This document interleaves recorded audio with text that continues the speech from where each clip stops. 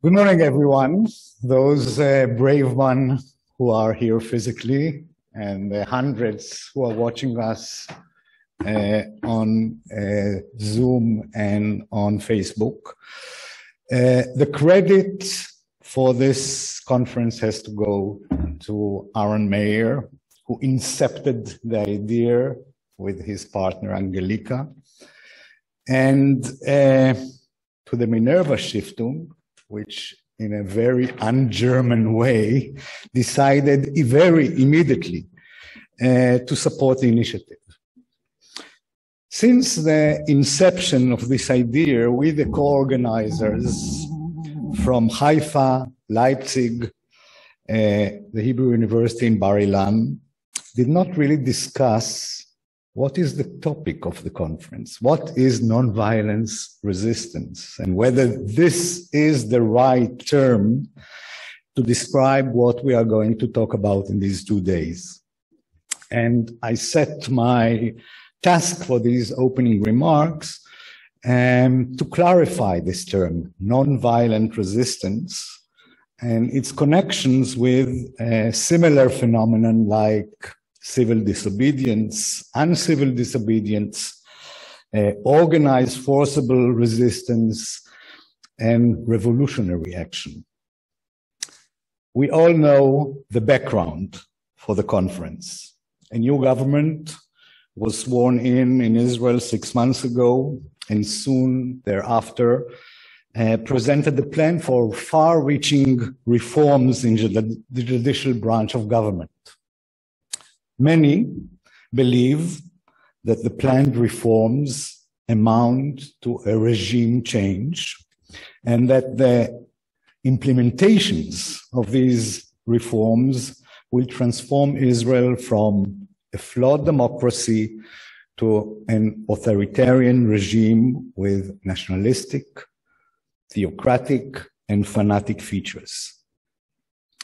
The government plans and the rapid advancement in the Knesset took to the streets more than 1.5 million Israelis, adult Israelis, more than 20% of the adult population in Israel, in mass and continued protest over the past 6 months, including demonstrations, road blocking, politician stoking, but also works of arts, music, and other symbolic representation of resistance. Some of these protests materialized nonviolent resistance. And it may very well be that the next stage of those opposing the reforms will include some violent resistance and civil disobedience. The discussions, therefore, in this conference, I think, are crucial exactly at this stage that we are at. And I'm very glad that Aaron insisted to convene the conference very, very soon in the middle of the summer vacation. There is basically no better timing for the conference than in this stage when the first real issue is coming to the Knesset next week. In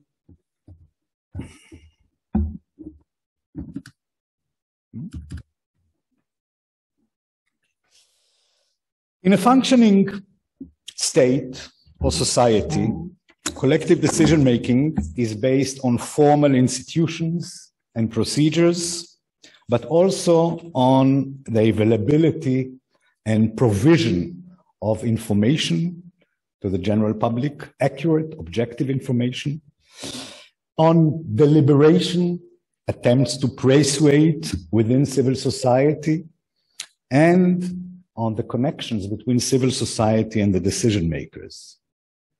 Resisting voices in oral and written communication, individual and collective petitions, demonstrations, and even boycotts are the bread and butter of a healthy democracy. Debating policy issues regularly, All these methods are legal or should be legal. They are shown here on the left side of the map.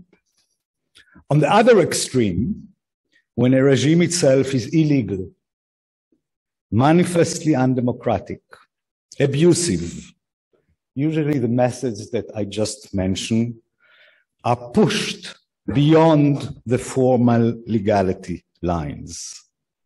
And perhaps the only possible method of change is resistant and revolutionary action. This is the other side of the map on the slide. Our conference deals with the turf in between. When a country, on the one hand, is not deliberating democratically mere regular policies or politics, but on the other hand, it is still a democracy, even a flawed one, facing initiatives to change its democratic character. The method to resist such a change includes traditional democratic methods of speech and demonstration, but justified means of resistance may cross the legality borders to civil and even uncivil disobedience. Nonviolent resistance is the practice of achieving collective goals such as social change or preventing a change through symbolic protests, civil disobedience, economic, political non-cooperation, satyagraha in India, and other messages which we'll discuss in the coming 2 days.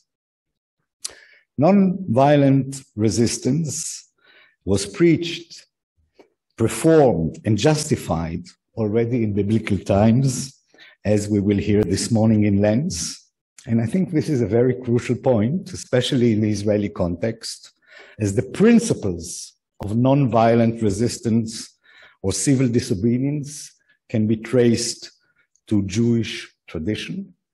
By the way, so do the most important features of democracy itself, such as the rule of law and the independence of the judiciary. Henry Thoreau is widely credited, and he was mentioned by Pia here, with coining the term civil disobedience in 1846 when he refused to pay his taxes, poll tax, as a protest against institution of slavery and the extermination of Native Americans. It was advocated and practiced, civil disobedience or nonviolent resistance, many, many times since, and today we will hear about some examples of these cases from Gandhi and the resistance in colonialized India, through the resistance in the DDR, to the 2021 Dignity Intifada here. Pia's words were very, very touching because I remember myself, 1989, I was a doctoral student in Oxford. When we heard about the fall of the wall, we decided to take our English car with the wheel and the right in the wrong direction and drive east. And we were not in Leipzig, but in Dresden, where all the people from the east were coming with fire camps. It was a very, very special time. The topic of nonviolent resistance was also addressed by serious philosophers and theoreticians. Perhaps one of the most modern example is, of course, John Rawls, who defined it as public, nonviolent, and conscientious breach of the law undertaken with the aim of bringing about a change in law and government policies. We will elaborate on some of the philosophical and legal perspectives tomorrow. But let me, for concluding my remarks, say a few preceding words here. An action or an activity will be regarded as nonviolent resistance or civil disobedience. There are some differences between the two terms, but I will not get to that here. They will be regarded as nonviolence, resistant, or civil disobedience if the act is communicative, public, non-evasive, and non-violent.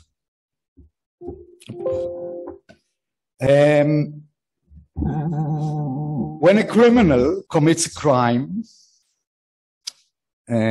he's usually, or she is usually, not interested to communicate about this crime or to make it public, and he is certainly not interested in being caught or being punished.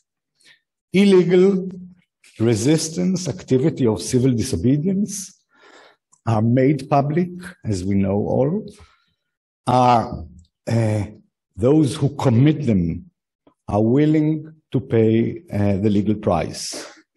But perhaps the most complicated element of nonviolence resistance, slide, is the nonviolence element. What do we mean when we say nonviolent in nonviolent resistance?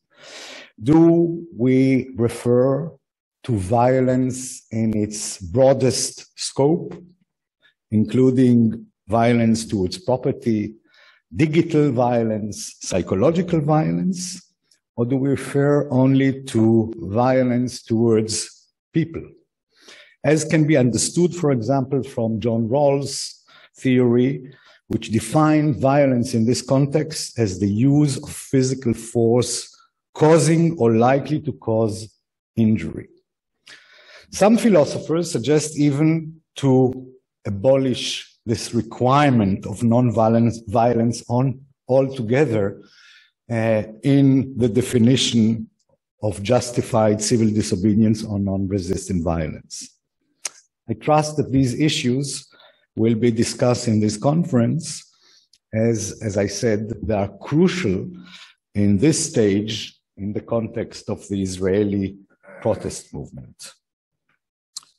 The contexts of nonviolent resistance and civil disobedience are very, very broad, from a call to change a long-time practice, such as the struggle for suffrage, to an attempt for a regime change or independence, from non-democracy to democracy, from colonization to independence. The Israeli context is complicated because the protest against the proposed reform, which are viewed by the protesters as a regime change, if materialized, if these reforms materialize, the rules of the game will change, and some of the activities that the protest movement is conducting will likely to be shifted beyond the legality borders and will face violent responses by the government, as we are already seeing in the last few days. As we can learn from Russia, Turkey, and Hungary, the way back to democracy is convoluted if it really exists. These features meant a discussion of the current Israeli situation, begs a discussion of the current Israeli situation, which I'm glad will take place this evening in the Kfar Maccabiah public session, in which we will host some of the leaders of the protest and will be able to talk about the means and the next stages.